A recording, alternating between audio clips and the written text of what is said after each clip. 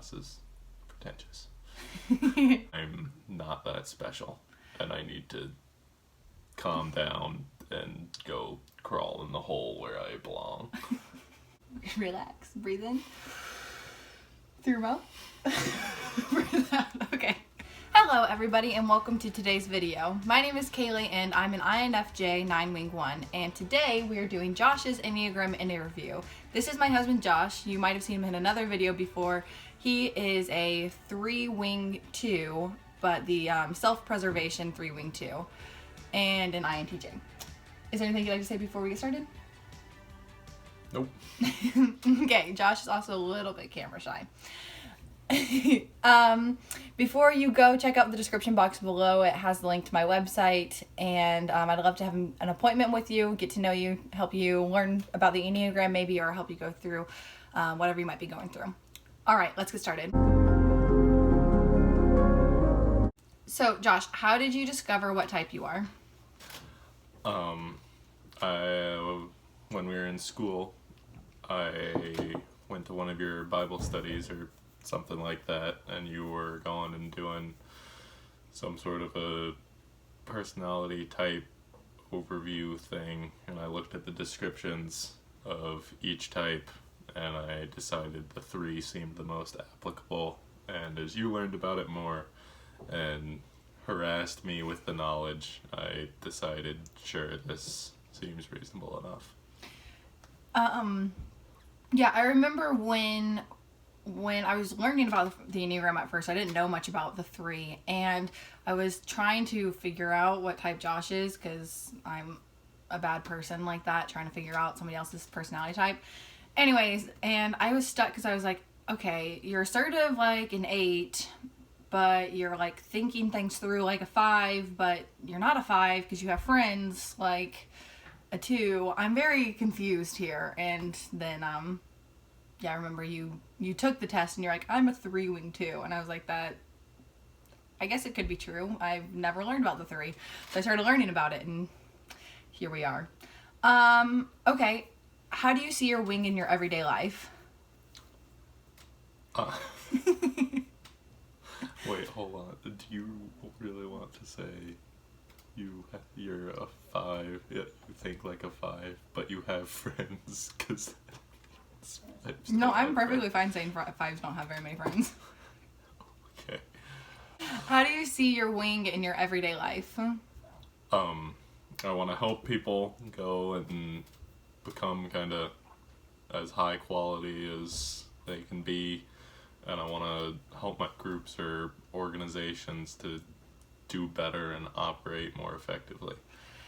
Yeah, I know I can see like your 2-wing, especially 2 compared to a 4-wing, but I can see your 2-wing in that you will slow down your progress to kind of help the people around you with their progress.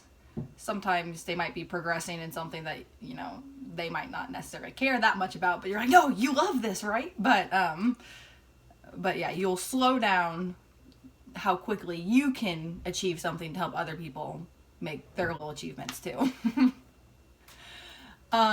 Okay, so what do you consider to be your biggest achievement?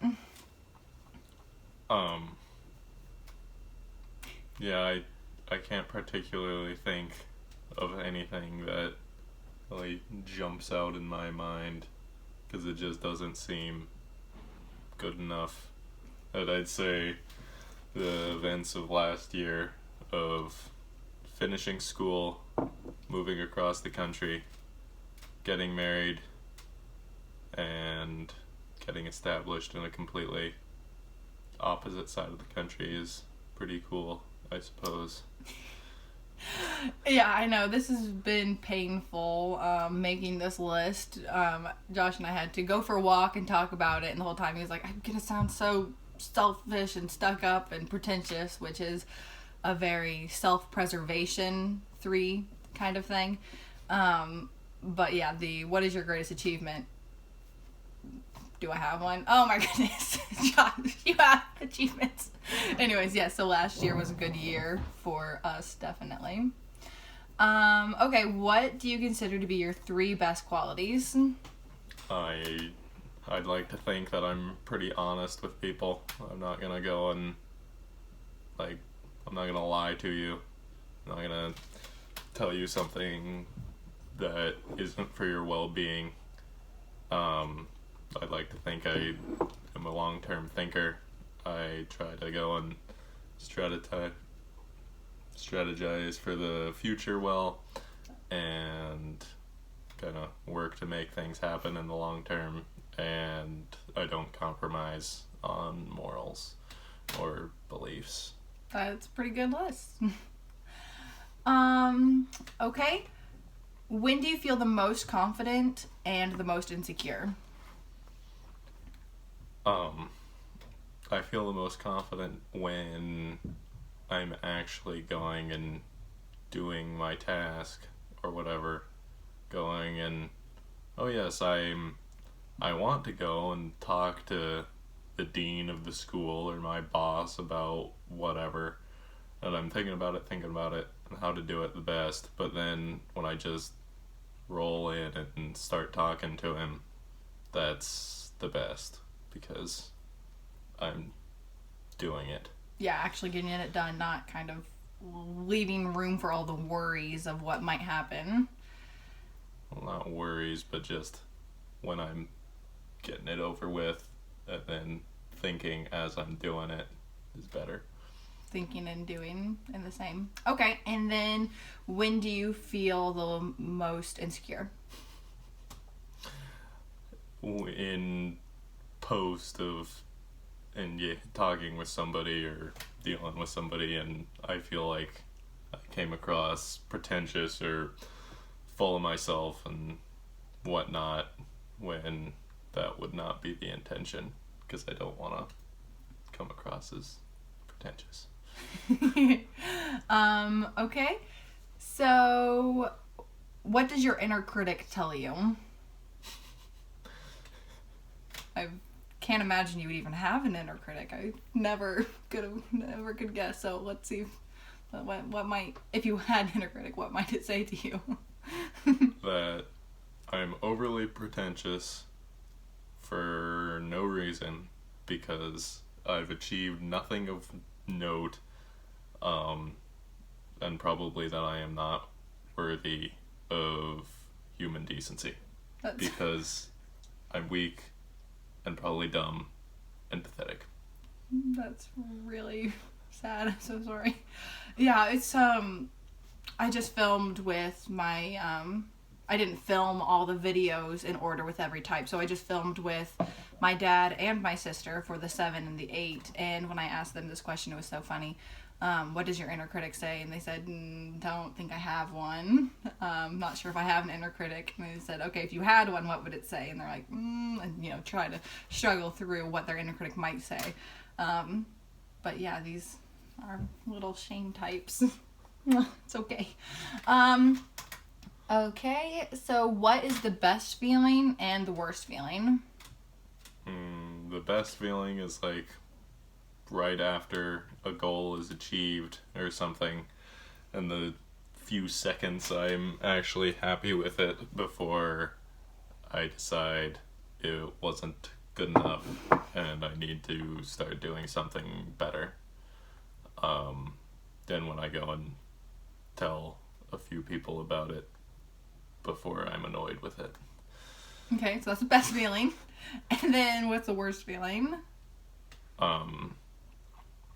When I feel stupid or when there's some sort of a lack in the progress of a goal beyond my control.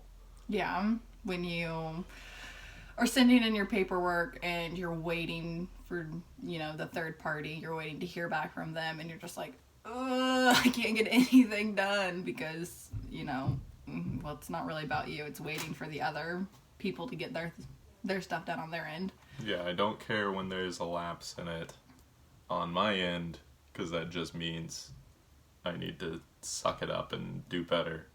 But when I'm waiting on something beyond my control. Yeah, so not having that kind of control can be really difficult, right? Yeah.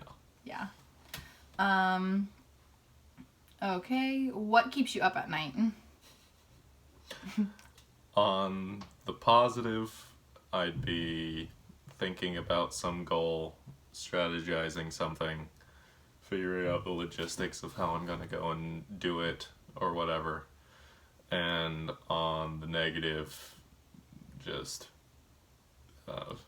kind of the same things in line with the inner critic of, like, I have no business having the goals that I do because I'm not that special and I need to calm down and go crawl in the hole where I belong. Yeah, what's so funny is a lot of I think a lot of people might think you're somewhat 5-ish. Some people will think you're somewhat 5-ish. A lot of my family members think that Josh is somewhat 5-ish, and it's funny because I don't see it. there's way too much shame type to be a 5. Okay. It's because it's not, I don't allow it to be seen outside of my home. Yeah. Before we got married, I didn't allow it to get seen by anyone that wasn't me. For the most part. Yeah, because that feeling of, like, those negative feelings, I feel like you can see sometimes as, like, having these negative feelings just on its own is weakness. Mm-hmm. Yeah. Which is why this video is so excruciating for me to actually save it. Okay, next. What do you do to unwind? I'll play a game, but that ends up likely getting competitive if it's not a single player game or something. I'll read a book, but usually that book will only be something that's fruitful for the long term. So sometimes it's unwinding, sometimes it's winding. Yeah, just learning and stockpiling your information. And then kind of like a 5. And then I like to go shooting, but that gets competitive, or hunting. Mm-hmm. Well, see, hunting isn't necessarily super competitive because, I mean, you're fighting against the animals. They're not really... Hunting is probably where I unwind the most of anything. Didn't even get the joke. Because the animals aren't going to hunt you back. Okay. Well, actually, grizzlies. Okay. How do you notice yourself going to your health points and to your stress point? So a 3 goes to 6 in health and to 9 in stress. I'm always trying to build a group or kind of a mini organization, or I'm trying to get integrated with my organization to make it better. Try to maximize people's and groups' potential. Mm-hmm. And then on the 9, kind of just... I could see when you might start getting those negative thoughts and feelings kind of withdrawing a little bit and feeling very overwhelmed. Yeah, and then I just kind of put everything on pause and just go for a run or something. Yeah. Okay, and... Okay, last question. What are you tired of hearing people say about type 3s?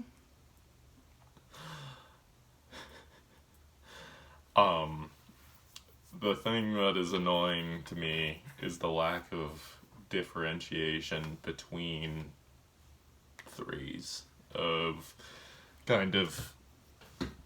I'd like to see more differentiation between 3s that are kind of I suppose, the less healthy and only are trying to go and do stupid little activities that to make everybody think they're so great when they're not, and they don't think they're great and nobody else does, that they're deceiving themselves and everybody else, versus I'd suppose a slightly more healthy 3 that's trying to go and do things that matter and have more macro goals that are changing people's lives. Yeah, and that's a little bit of the values, a value shift, of this sin of the 3 is vanity. I know a lot of people say deceit, but deceit is somewhat of a byproduct of vanity. And so in these levels of unhealth, the 3 might just be chasing small goals that they can kind of promote to everyone, whereas you might find a healthier 3 not needing to tell you about their achievements because they're not necessarily doing it to show you. They are doing it more because that's what they want to do, kind of getting more in touch with what they actually care about, what they actually want, what they actually think, not what you think of them. Anyways, okay, do you have anything else you'd like to say before we finish? Well, going back with that question gives a good example of inner critic, because I say that and then just immediately all I'm thinking, I'm just like disgusted that I said that, because that statement could be interpreted as, oh yes, I find myself as a more healthy 3 and I'm better than those lowly, less healthy 3s, which is a completely pretentious statement and is just horrifying for somebody to say. And that I'm going to be thinking about that as an example of inner critic. What's so funny is, I'm a 9. I know a lot of you guys that watch my videos are 9s.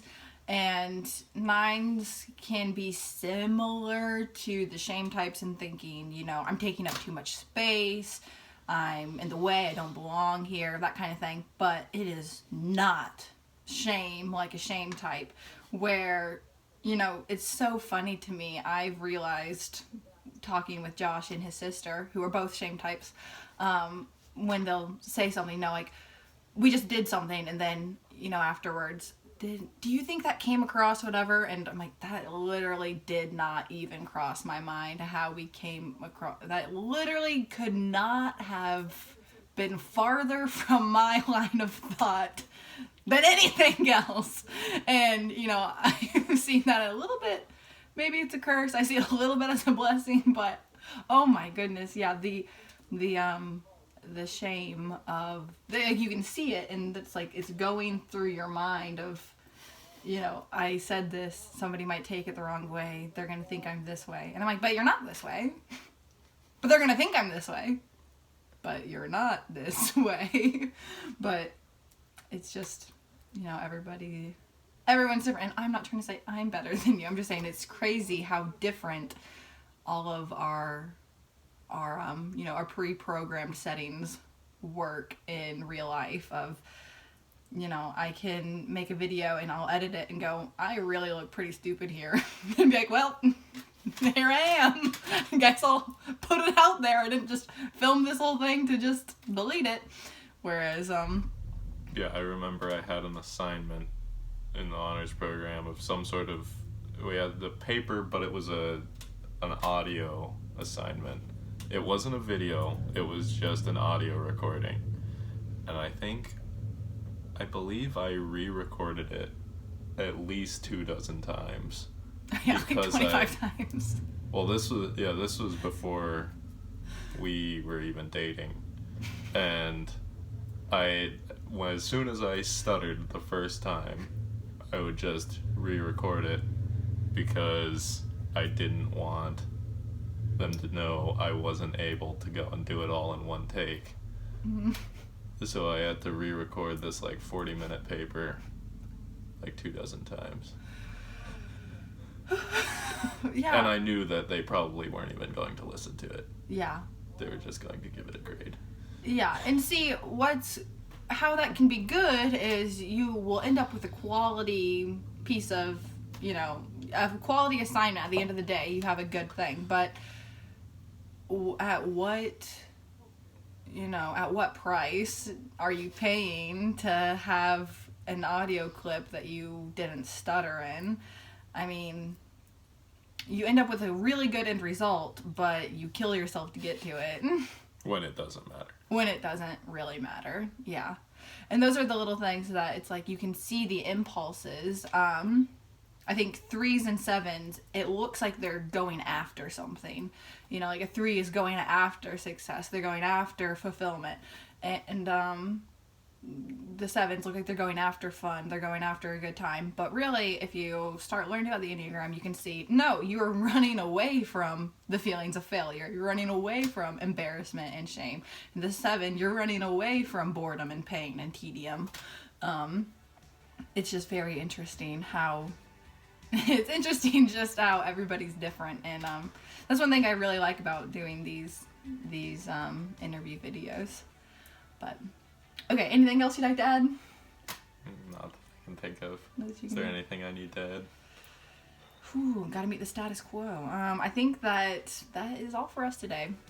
Thank you guys for watching. I hope that this video was helpful for you. I hope you don't feel too much secondhand embarrassment from watching Josh, but I will see you guys in another video soon. Have a great rest of your day, and once again, be sure to check the description box below for my website. I'll see you guys later. Bye!